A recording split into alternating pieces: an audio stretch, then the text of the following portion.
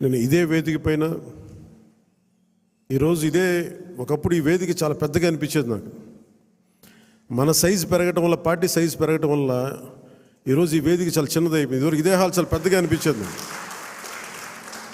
అంటే ఎక్కువ జనం ఉండేవాళ్ళు ఆ రోజున. యాక్చువల్గా కిటకిట్లు ఆడిపోయేది, చాలా పెద్దగా అనిపించింది. కానీ ఈరోజు తక్కువ మంది ఉన్నా కానీ ఇంత చిన్నగా ఉందంటే ఆఫీస్ అనిపించింది.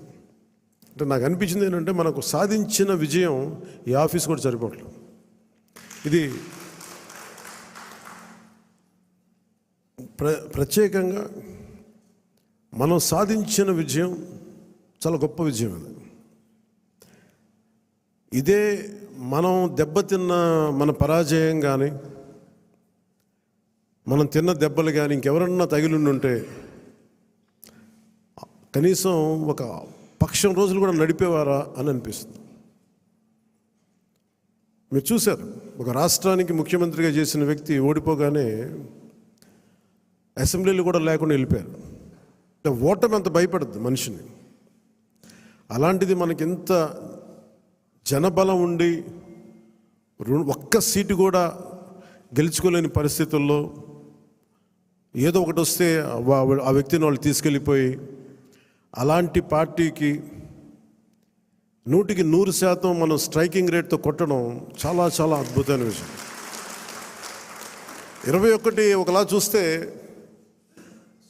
పెద్ద నెంబర్ కాకపోవచ్చు 175లో, కానీ 175 రోజున 164 గెలవడానికి మనం తీసుకున్న ఈ 21 ఒక వెన్నెముకగా అయిపోయింది ఈ కూటమి విజయానికి. ఇది మామూలు విజయం కాదు. ఇది బయట మనం సభల్లో ఎక్కువ మనం ఊదరగొట్టుకోలేం, కానీ ఒకసారి మనం సాధించిన విజయం కూడా చెప్పడం చాలా అవసరం. ఇది నా వ్యక్తిగతంగా నేను చాలా సందర్భాలు కొన్ని సినిమాల్లో ఏదైనా చేసినా కానీ, నేను పెద్ద మాట్లాడిన కానీ, ఇది ప్రజలకు సంబంధించిన విజయం కాబట్టి ఒక మార్పు కోరుకుంటే కోట్లాది మంది ప్రజల రోడ్ల మీదకి వస్తారు.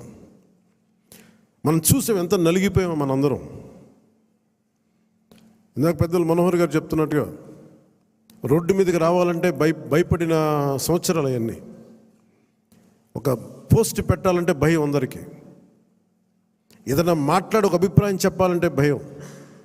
పచ్చి బూతులు తిట్టేయడం, ఇంట్లో చిన్నపిల్లల్ని పెద్దని చూడకుండా భయపెట్టేయడం, క్యారెక్టర్ అసాసినేషన్ కేసులు, సాక్షాత్తు ఒక పార్లమెంట్ సభ్యుడిని బంధించి మరీ తీసుకొచ్చి ఉన్నతాధికారుల చేత ఈ గుంటూరు ఈ సిఐడిదే ఆఫీస్లో ఆయన మీద పాశవికంగా ఆయన కొట్టించిన తీరు,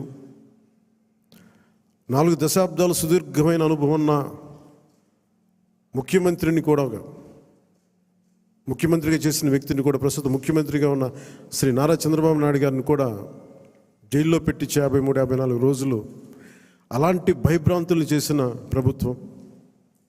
రోడ్డు మీదకి ఒక నోరు తెరిచి మాట్లాడాలంటే భయం, అడ్డగోలు ఇసుక దోపిడీలు. ఇలాంటి నేపథ్యంలో 5 కోట్ల మంది ప్రజలకి వెన్నుదన్నుగా నిలబడింది జనసేన పార్టీ.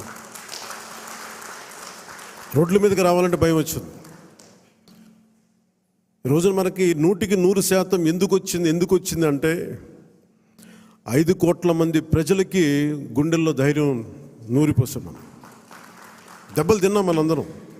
మన ఎవరు ఇక్కడ ఉన్న వేదిక పైన వీళ్ళుంటే, మన గెలిచిన ఎమ్మెల్యేలు ఉంటే, పోటీ మీకు అన్ని స్థానాల్లో బలం ఇచ్చిన మన జన సైనికులు, వీర మహిళలు, ఇక్కడ ఆసీనులైన నాయకులు, ప్రతి ఒక్కరూ మీరందరూ ఉండబట్టి విజయం సాధ్యమైంది. 21 మంది ఎమ్మెల్యేలు ఇక్కడ మేము కూర్చోగలిగామంటే నాతో సహా, అది మీ అందరి కష్టం, శ్రమ, మీ మేధో మదనం, మీ ఎలక్షనీరింగ్ కేపబిలిటీ.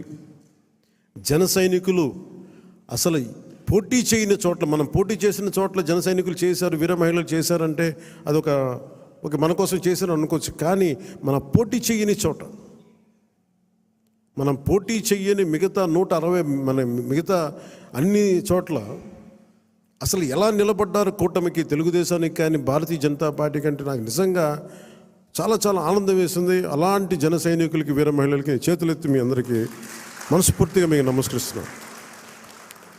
మీరు రాష్ట్రం కోసం తపన పడ్డారు. రాష్ట్ర బాగోగు కోసం తపన పడ్డారు. సో మీ అందరికీ చాలా చాలా మనస్ఫూర్తిగా నేను ఈ సందర్భంగా నేను మీకు ధన్యవాదాలు తెలుపుకుంటా ఉన్నాను.